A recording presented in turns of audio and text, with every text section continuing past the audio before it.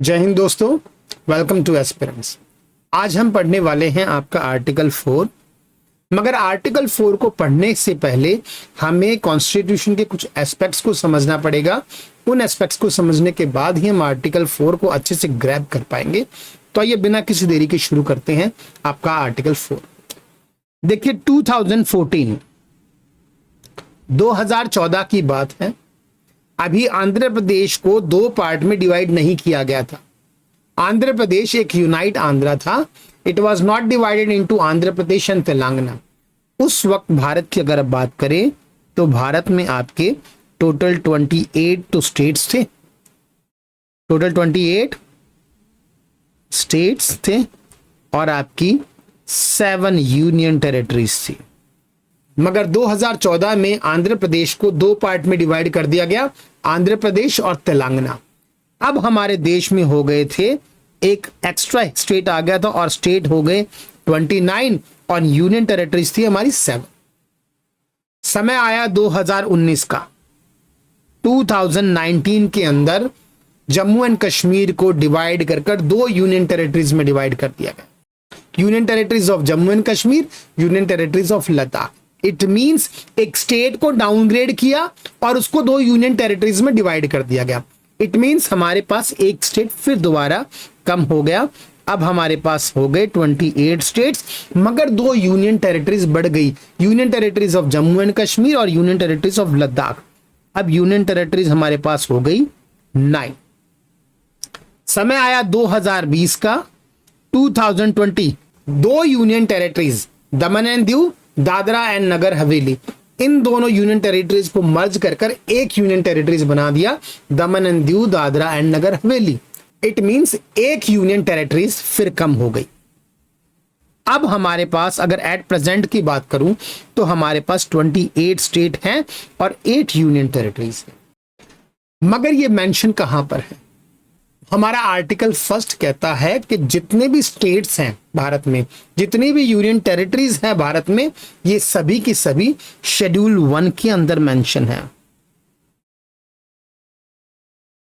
Schedule 1 के अंदर mention है। इंडियन कॉन्स्टिट्यूशन का जो शेड्यूल है उसके अंदर सारे के सारे स्टेट्स और सारे के सारे यूनियन टेरिटरीज मेंशन है, गिवन है, उसके अंदर लिखे हुए हैं। मगर जरा कॉन्स्टिट्यूशन की ब्यूटी को देखिए। 2014 में जब हमारा आंध्र प्रदेश यूनाइट था, एक था, तेलंगाना नहीं बना था, उस वक्त आंध्र प्रदेश के 18 एमपीज ऐसे थे जो आंध्र प्रदेश को सेंटर में राज्यसभा में रिप्रेजेंट करते थे। हर स्टेट से एमपी राज्यसभा में जाते हैं और वो अपने स्टेट को रिप्रेजेंट करते हैं। राज्यसभा की फॉर्मेशन तभी होती है, हर स्टेट से एमपीज जाते हैं। तो आंध्र प्रदेश से टोटल 18 एमपीज जाते थे। अगर मैं हरियाणा की बात करूं तो हरियाणा से 5 एमपीज राज्यसभा में जाते हैं, सेंटर के अंदर अपने स्टेट को रिप्रेजेंट करते हैं। राजस्थान की बात करूं तो राजस्थान से 10 एमपीज जो है सेंटर के अंदर, राज्यसभा के अंदर स्टेट को रिप्रेजेंट करते हैं।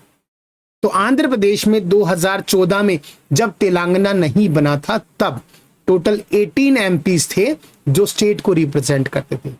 मगर 2014 में तेलंगाना डिवाइड हो गया, एक तरफ बना आंध्र प्रदेश, दूसरी तरफ आपका बना तेलंगाना। अब अगर बात करें तो इन 18 में से 11 एमपी होंगे जो आंध्र प्रदेश को रिप्रेजेंट करेंगे राज्यसभा में, और 7 एमपी होंगे वो तेलंगाना को रिप्रेजेंट करेंगे सेंटर के अंदर। वेयर दिस इज मेंशन, ये कहां मेंशन है? ये मेंशन है आपके शेड्यूल 4 के अंदर। शेड्यूल 4 के अंदर मेंशन है। अब आप बात को समझिए, जरा गौर से देखिएगा। देखिए time to time number of states change होते आए हैं। पहले 28 स्टेट्स थे, फिर 29 हुए और फिर 28 हो गए। पहले 7 यूनियन टेरिटरीज थी, फिर 9 हुई, फिर एक और घटकर, फिर एक कम होकर फिर 8 हो गई। अब ये बार बार चेंज हो रहे हैं, कभी तेलंगाना ऐड हो रहा है, कभी यूनियन टेरिटरीज को स्टेट में कन्वर्ट किया जा रहा है, कभी किसी स्टेट को दो पार्ट में बनाकर एक नया स्टेट बनाया जा रहा है। उन सभी स्टेट्स के नाम, उन यूनियन टेरिटरीज के नाम हमें शेड्यूल 1 के अंदर मेंशन करने पड़ेंगे। फिर 2019 में जम्मू कश्मीर को तोड़कर 2 यूनियन टेरिटरीज बनाई गई, तो ये चेंज जो हमने किए ये हमें शेड्यूल 1 में तो मेंशन करने पड़ेंगे। इट मींस हमें शेड्यूल को चेंज करना पड़ेगा। शेड्यूल जो है ये कॉन्स्टिट्यूशन का पार्ट है।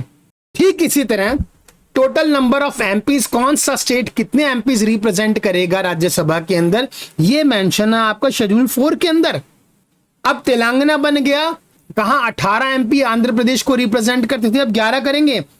अब 7 एमपी तेलंगाना को रिप्रेजेंट करेंगे। ये हमें चेंज करना पड़ेगा भाई शेड्यूल के अंदर, शेड्यूल 4 के अंदर हमें चेंज करने पड़ेंगे। तो शेड्यूल 4 हो चाहे शेड्यूल 1 हो, schedule is the part of our constitution. इसके लिए हमें कॉन्स्टिट्यूशन को अमेंड करना पड़ेगा under article 368। What is article 368? Article 368 method बताता है, प्रोसीजर बताता है कि एक कॉन्स्टिट्यूशन को कैसे बदला जाए। कॉन्स्टिट्यूशन को बदलने के लिए रिक्वायरमेंट पड़ती है आपकी स्पेशल मेजॉरिटी की। स्पेशल मेजॉरिटी की रिक्वायरमेंट होती है कॉन्स्टिट्यूशन को बदलने के लिए, जबकि आर्टिकल 2 और आर्टिकल 3 के अंडर अगर कोई बिल पास किया जाता है, किसी फॉरेन टेरिटरीज को इंडिया के अंदर मर्ज किया जाता है या फिर किसी स्टेट को बाइफरकेट ट्राइफरकेट किया जाता है आर्टिकल 2 और आर्टिकल 3 के अंदर, तो उसके लिए हमें सिर्फ और सिर्फ सिंपल मेजॉरिटी की रिक्वायरमेंट होती है। किसकी? सिंपल मेजॉरिटी की रिक्वायरमेंट होती है। तो जरा सोच के देखिए, एक बिल, स्टेट रीऑर्गेनाइजेशन बिल या फिर स्टेट को मर्ज करने का बिल, आर्टिकल 2 और आर्टिकल 3 के अंडर कोई बिल जिसे हम सिंपल मेजॉरिटी से पास करवा देते हैं, तो क्या वो बिल कॉन्स्टिट्यूशन में बदलाव कर सकता है? क्या उस बिल के सहारे हम कॉन्स्टिट्यूशन में चेंज कर सकते हैं? अरे भाई, हमें उन स्टेट्स के नाम शेड्यूल्स में डालने पड़ेंगे। उस स्टेट में के कितने एमपीज रिप्रेजेंट करते हैं सेंटर में, वो हमें शेड्यूल 4 में डालने पड़ेंगे। उसके लिए हमें शेड्यूल को चेंज करना पड़ेगा। शेड्यूल को चेंज करने का मतलब है कॉन्स्टिट्यूशन को चेंज करना, और कॉन्स्टिट्यूशन चेंज होगा आर्टिकल 368 के अंडर, और उसके लिए मेजॉरिटी की जरूरत पड़ेगी, स्पेशल मेजॉरिटी। मगर हम तो स्पेशल मेजॉरिटी से आर्टिकल 2 और आर्टिकल 3 से बिल पास नहीं कर रहे हैं, हम वो बिल पास कर रहे हैं आपकी सिंपल मेजॉरिटी से। तो क्या सिंपल मेजॉरिटी से पास किया गया बिल कॉन्स्टिट्यूशन को चेंज कर सकता है? This is the question. क्या सिंपल मेजॉरिटी से पास किया बिल से हम कॉन्स्टिट्यूशन को चेंज कर सकते हैं? क्वेश्चन इज दैट यस, हां कर सकते हैं। हमारा आर्टिकल 4 इसकी परमिशन देता है, आर्टिकल 4 देता है इसकी परमिशन कि हां ऐसा हो सकता है। आर्टिकल 4 क्या कहता है? देखिए, आर्टिकल 4 कहता है कि अगर आप आर्टिकल 2 और आर्टिकल 3 के अंडर कोई बिल पास करते हैं, आर्टिकल 2 क्या कहता है? आर्टिकल 2 कहता है किसी भी फॉरेन टेरिटरीज को भारत में मर्ज करना। आर्टिकल 3 कहता है किसी स्टेट को बाइफरकेट ट्राइफरकेट करना, उसके नेम चेंज करना, उसको डाउनग्रेड करना, उसको अपग्रेड करना, ये बातें करता है आर्टिकल 3। अगर कोई बिल आर्टिकल 2 आर्टिकल 3 के अंडर पास किया जाएगा, अगर उस बिल के कारण कोई कॉन्स्टिट्यूशन के शेड्यूल 1 और शेड्यूल 4 में बदलाव आते हैं, तो उन बदलावों को कॉन्स्टिट्यूशन अमेंडमेंट नहीं समझा जाएगा।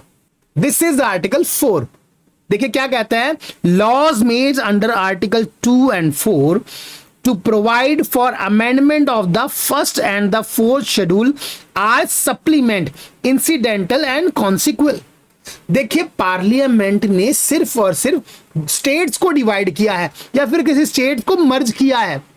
पार्लियामेंट जो है एक नया स्टेट बनाना चाह रहा है, पार्लियामेंट कॉन्स्टिट्यूशन को अमेंड करना नहीं चाह रहा। मगर हो क्या रहा है, अंडर आर्टिकल 3 के अंदर जब तेलंगाना बना तो एक एक्स्ट्रा स्टेट ऐड हुआ, तो उसको मेंशन करना पड़ेगा शेड्यूल 1 के अंदर, और उसके एमपीज अलग बने, उसको मेंशन करना पड़ेगा शेड्यूल 4 के अंदर।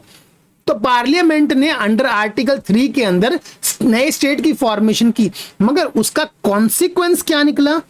उसका कॉन्सिक्वेंस निकला कि हमें शेड्यूल 1 और शेड्यूल 4 में भी अमेंडमेंट करने पड़ी। तो उन अमेंडमेंट को हम कॉन्सिक्वेंशियल समझ रहे हैं, हम उनको इंसिडेंटल समझेंगे, हम उनको सप्लीमेंट समझेंगे, हम उनको एज ए कॉन्स्टिट्यूशन अमेंडमेंट में काउंट नहीं करेंगे। This is your article 4। एक बार फिर से मैं रिकैप कर देता हूं।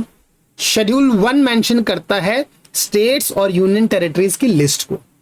शेड्यूल 4 मेंशन करता है कि किस स्टेट से कितने एमपीज राज्यसभा में इस स्टेट को रिप्रेजेंट करेंगे। अगर हम किसी स्टेट को देश में मर्ज करते हैं या फिर किसी यूनियन टेरिटरीज को स्टेटहुड में चेंज करते हैं या फिर किसी दो स्टेट को आपस में डिवाइड करते हैं, तो उसके लिए हमें शेड्यूल 1 में चेंज करना पड़ेगा और शेड्यूल 4 में चेंज करना पड़ेगा। वो जो चेंज होंगे वो आपके एक्सीडेंटल होंगे, कॉन्सिक्वेंशियल होंगे। वो चेंज पार्लियामेंट जानबूझ के कॉन्स्टिट्यूशन में चेंज नहीं कर रहा है, बस वो तो स्टेट मर्ज कर रहा है। स्टेट मर्ज होने के कारण स्टेट को डिवाइड कर रहा है, स्टेट डिवाइड होने के कारण, मर्ज होने के कारण कॉन्स्टिट्यूशन में चेंज होंगे। कहां? शेड्यूल 1 और शेड्यूल 4 में। वो चेंज जो है आपके कॉन्स्टिट्यूशनल चेंज नहीं माने जाएंगे, उसको स्पेशल मेजॉरिटी की रिक्वायरमेंट नहीं रहेगी, हम उनको सिंपल मेजॉरिटी से चेंज कर सकते हैं। This is your article 4। आज के लिए बस इतना ही काफी है, अगले लेक्चर में मिलेंगे। Thank you and have a nice day. Do like and subscribe my channel.